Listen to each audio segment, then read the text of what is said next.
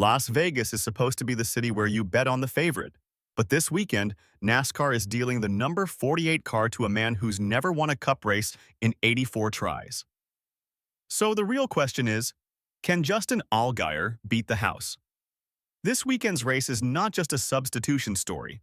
It's three stories colliding at once. Alex Bowman's mysterious and ongoing vertigo battle that has now sidelined him for 2 consecutive races, Justin Allgaier's credentials, and what his selection tells us about the extraordinary depth inside Hendrick Motorsports, and why Las Vegas Motor Speedway might be the exact moment Hendrick Motorsports and Joe Gibbs Racing begin to separate themselves from the rest of the 2026 NASCAR Cup Series field. Stick around. We've got the stats, the context, and the real story behind this weekend. To understand why Justin Allgaier is climbing into the number 48 Chevrolet this Sunday, you need to go back to March 1st at the Circuit of the Americas. Bowman was running his race when, after just 71 of 95 laps, he climbed out of his car mid-race. Drivers do not simply exit their vehicles during competition. That alone told the story that something was seriously wrong. Myatt Snider was called in to replace him, and those became Snider's first ever laps in the NASCAR Cup Series. The official diagnosis came midweek: vertigo. For most people, vertigo means dizziness and nausea, unpleasant but manageable. For a race car driver operating at nearly 200 miles per hour, surrounded by 39 other competitors with inches of margin for error, vertigo is genuinely dangerous. The disorientation and balance disruption that define the condition are incompatible with the physical and cognitive demands of Cup Series racing. This was not a minor issue, and Hendrick Motorsports treated it accordingly. HMS President and General Manager Jeff Andrews addressed the situation directly. Alex continues to work closely with doctors toward being medically cleared, but he's still experiencing some lingering symptoms. He's put a lot into the recovery process, and we will continue to support him every step of the way. Our priority remains making sure Alex is fully ready before returning to the race car. With Bowman unavailable for the following race at Phoenix Raceway, Hendrick Motorsports turned to Anthony Alfredo, a simulation driver within the organization, for an emergency fill-in. Alfredo performed respectably. He was actually running 7th when he was collected in a crash at lap 217 that ended his day. The result was a 33rd place finish. It's worth noting that Phoenix marked Alfredo's first Cup Series appearance on a non-drafting style track since April 2023 at Martinsville Speedway. Over 3 years between starts of that type, yet he was inside the top 10 when misfortune struck. The broader context around Bowman only deepens the situation. He entered 2026 already in rough shape, finishing 40th, 23rd, and 36th in his first 3 races, with the 40th and 36th coming from incidents at Daytona and Echo Park Speedway. He currently sits 36th in the Cup Series standings, so Phoenix came and went without Bowman, and the vertigo still hasn't cleared. Enter Justin Allgaier. Justin Allgaier is 39 years old, and this is emphatically not a rookie fill-in. Over 17 years of competition in what is now the NASCAR O'Reilly Auto Parts Series, Allgaier has accumulated 29 career victories. His most recent win came just days ago, March 7th at Phoenix Raceway, meaning he walked away from a championship-level performance in one series and stepped directly into a Cup Series substitute role without missing a beat. He captured the 2024 O'Reilly Series Championship, his first title after nearly 2 decades at that level of competition. That championship was not handed to him.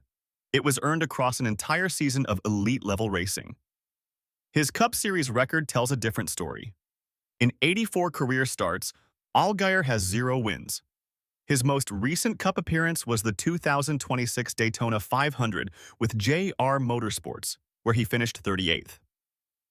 The Cup experience is limited, but his knowledge of these cars and this organization runs deep. This is not the first time Hendrick Motorsports has called on Allgaier when one of their drivers could not compete. In 2020, he substituted for Jimmy Johnson at the Brickyard 400 at Indianapolis Motor Speedway. In 2024, he subbed for Kyle Larson at the Coca-Cola 600 at Charlotte Motor Speedway, where he finished 13th. HMS does not make panic calls. They make calculated decisions. The fact that they keep returning to Allgaier is a clear signal of institutional trust. The organizational connection is also direct. Allgaier races in the O'Reilly Series with JGR Motorsports, which is owned by Rick Hendrick, the same man who owns Hendrick Motorsports. This isn't an outside hire. This is family. In the O'Reilly Series, Allgaier is a champion, a 29-time winner and a seasoned veteran. In the Cup Series, he is still searching for that first win across 84 starts. He's walked into the house of the sport's most prestigious team and been asked to drive for them, twice. The 84th time might be different. Or it might not. But no one's going to say he doesn't belong. The Las Vegas Motor Speedway race this Sunday is race 5 of 36 on the 2026 Cup Series schedule. That framing might make it sound like early season noise. It is anything but. This race is the first of 9 traditional 1.5-mile intermediate track races on the 2026 schedule, and 9 such races represent 25% of the entire season. The last time the schedule featured this many 1.5-milers was 2021. 4 of those 9 races will be chase playoff races, and all 4 come over the final 7 races of the season.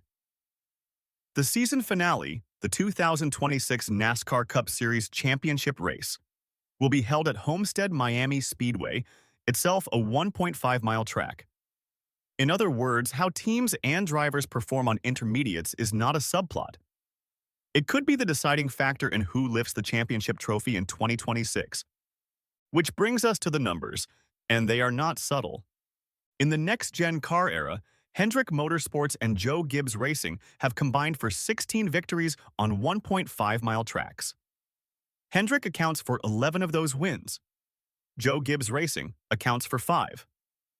The best average finish among active drivers on these tracks tells the same story.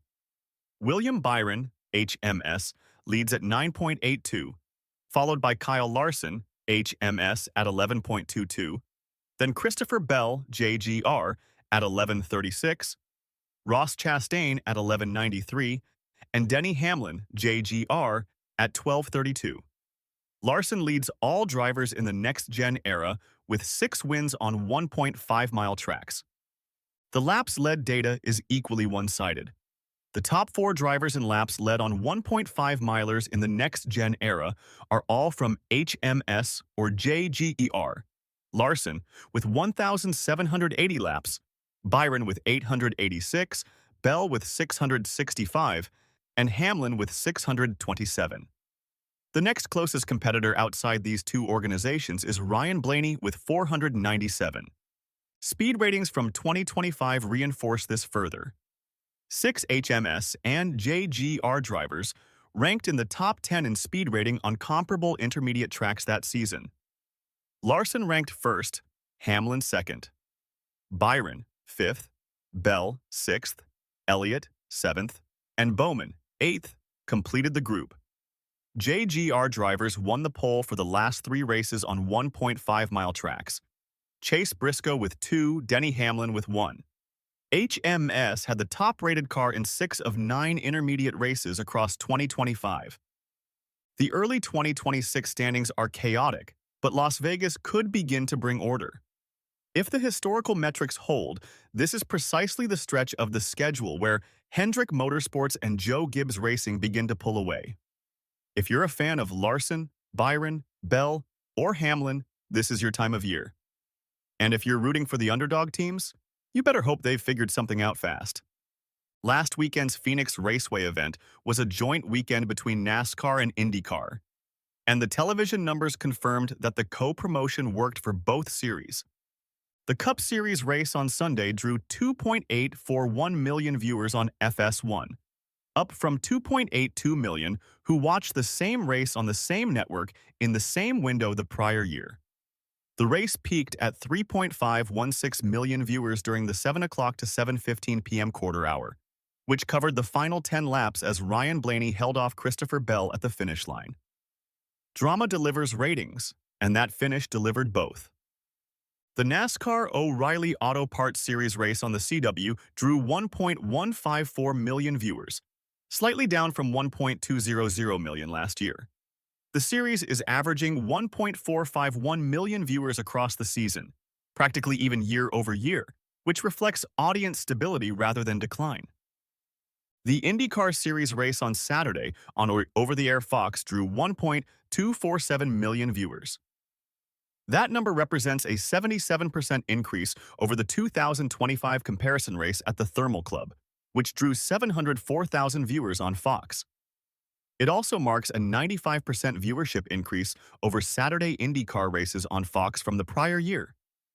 It was the best Saturday IndyCar television number since the race at Texas Motor Speedway in 2020, which drew 1.250 million on NBC. For additional context, the most recent IndyCar race at Phoenix before this one was in 2018, and it drew just 254,000 viewers on the NBC Sports Network. The growth in that single metric alone is extraordinary. The Phoenix doubleheader format benefited both disciplines. NASCAR's audience held steady or grew, and IndyCar posted its best comparable numbers in years. Here is what the data and context point toward heading into Sunday. Justin Allgaier needs to finish better than Anthony Alfredo's 33rd place result at Phoenix to count this weekend as a step forward for the number 48 program. Given that Allgaier has significantly more Cup experience than Alfredo and just won a race days ago, the bar is realistic. But Las Vegas is a 1.5-mile track, not a short oval or road course, and Allgaier's intermediate track data at the Cup level is thin. As for the race winner, the statistics make Kyle Larson, William Byron, Christopher Bell, and Denny Hamlin the most credible candidates based on next-gen era performance at this track type. And with 9 such races on the schedule this year, 4 of them in the chase, Sunday could mark the beginning of a measurable shift in the 2026 championship picture. Do you think Justin Allgaier deserves a full-time Cup ride? Drop it in the comments. And if you think he can actually podium Sunday, let me know why. Alex Bowman is fighting a medical situation that has now cost him 2 consecutive races.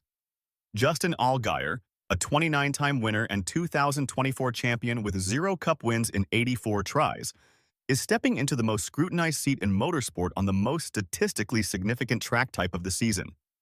And Hendrick Motorsports and Gibbs Racing are arriving at Las Vegas Motor Speedway with a combined 16 next-gen victories, and every statistical indicator pointing in their direction. Las Vegas is where champions are made and money changes hands fast. This Sunday, NASCAR brings both. I'll see you after the race.